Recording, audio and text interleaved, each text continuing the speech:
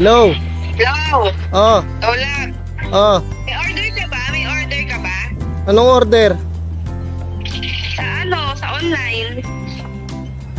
Wala, bakit? Eh, ba't ang dami i-deliver nito ni Kuya? Ayun o. Oh, ano yan? Ayun o, pinababa na nga eh. Sa'yo daw yan?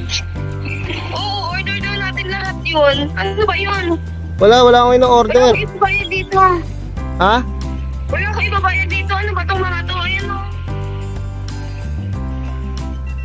Ano, tanungin mo siya, baka magkano daw ba yan? Kuya, magkano ba babayaran ko dyan? Ay, ma'am, bayad na po ito. Bayad na daw. Bayad na? Ang dami naman yan. Oo. Baka modus yan. Oo nga. Kuya, wala ka daw in-order. Wala daw in-order ang asawa ko niyan. Okay, Wala rin ako in-order. Ang dami na nito de. Ha? Ano ba yan?